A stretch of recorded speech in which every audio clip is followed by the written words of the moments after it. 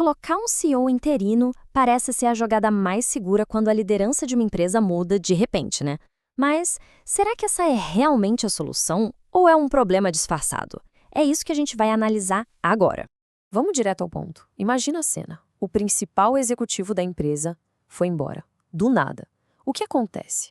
Um vácuo de poder imediato, uma pressão absurda para colocar alguém no comando e tem que ser para ontem. A resposta quase automática? O interino. Mas essa decisão quase sempre tomada ali no susto pode ter um custo altíssimo. Bom, nessa análise a gente vai desvendar esse tema em 6 partes. Vamos começar com aquela percepção geral, depois vamos mostrar os custos escondidos, entender por que o contexto muda tudo, apresentar um modelo com 4 perfis, passar pelas perguntas essenciais e no final ver por que estar preparado é o que realmente importa. Então vamos começar pelo básico. Por que nomear um interino virou essa resposta padrão para um vácuo na liderança? A lógica parece perfeita, né? É vista como uma medida de segurança, um jeito de ganhar tempo para achar a pessoa certa, sem correria. A mídia especializada raramente fala dos riscos, tratando a decisão como se fosse só uma formalidade ou uma escolha sensata e sem grandes consequências. E essa impressão de segurança fez a prática simplesmente explodir. Dá uma olhada na escalada desses números. Uma década atrás, a gente falava de 1 a cada 5 trocas de CEO. Hoje, quase 1 a cada 3. É um crescimento gigantesco que mostra o quanto isso virou a jogada padrão do mercado. Agora, vamos quebrar esse mito da solução que não tem erro. Vamos olhar o que os dados de verdade nos dizem sobre o custo disso tudo. E aqui, a gente chega no número que deveria acender todos os alarmes. Se prepara. Ao longo de 3 anos, empresas com CEOs interinos tiveram, em média, $300 milhões a menos em resultados.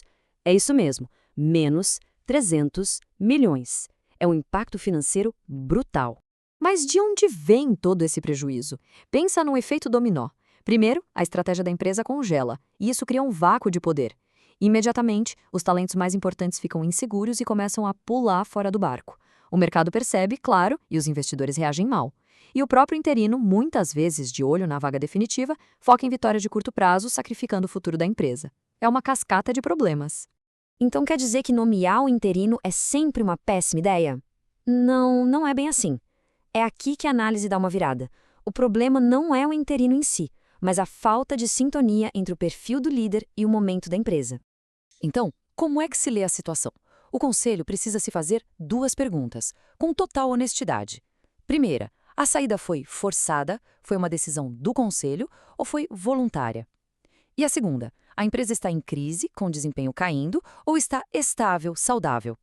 A resposta a essas 2 perguntas é o mapa para a decisão certa. E a partir dessa análise de contexto, a gente consegue identificar 4 perfis de líderes interinos. Esse modelo ajuda o conselho a fazer a escolha certa para cada cenário. Olha só o modelo em ação. Quando a gente cruza essas 2 variáveis, surgem 4 perfis de liderança bem claros. Se a empresa está em crise e a saída foi forçada, precisa de um solucionador. Se a empresa está estável, mas a saída foi forçada, o perfil é de guardião. Agora, se a saída foi voluntária, mas a empresa está em crise, a necessidade é de um estabilizador. E, por fim, no melhor dos mundos, com saída voluntária e empresa estável, entra o cuidador. Para deixar isso mais concreto, vamos ver alguns exemplos. A Diageo precisou de um solucionador para fazer uma reestruturação pesada. A Astronomer usou um guardião para cuidar de uma crise de reputação sem atrapalhar o bom desempenho. A Kemba Soup trouxe um estabilizador para colocar a casa em ordem depois de uma saída repentina. E o caso mais famoso de cuidador, claro, é o Tim Cook na Apple, mantendo a continuidade quando o Steve Jobs precisou se afastar. Ok, com esse modelo em mente, vamos para a parte prática. O que um conselho precisa fazer antes de bater ao martelo? Com o perfil definido, o conselho tem um checklist de 4 perguntas cruciais. Primeira, qual vai ser exatamente o mandato, a missão do interino? Segunda, essa pessoa vem de dentro da empresa ou de fora? Terceira, por quanto tempo vai durar esse interinato? E quarta, muito importante, essa nomeação é um tipo de teste para ver se a pessoa fica no cargo de vez? De todas essas, a primeira pergunta é, de longe, a mais importante. O que exatamente se espera que o interino faça? O mandato tem que ser claríssimo. A missão é só manter o barco andando ou é para fazer mudanças difíceis, estruturais? Definir isso logo de cara acaba com a ambiguidade e alinha as expectativas de todo mundo. E tudo isso nos leva ao ponto central desta análise toda. A chave para transformar uma crise de liderança em uma oportunidade estratégica é uma só: preparação. Um conselho que é realmente estratégico não fica esperando a crise chegar para reagir. Ele se antecipa.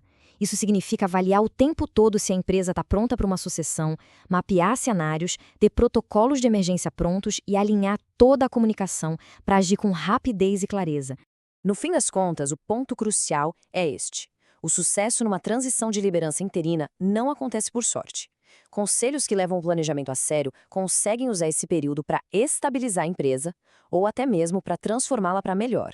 E isso deixa a gente com uma reflexão final. Quando o inesperado acontecer, porque uma hora vai acontecer, a organização vai estar pronta para transformar o desafio em um movimento estratégico ou vai ser pega de surpresa? A resposta para essa pergunta pode definir o futuro do negócio.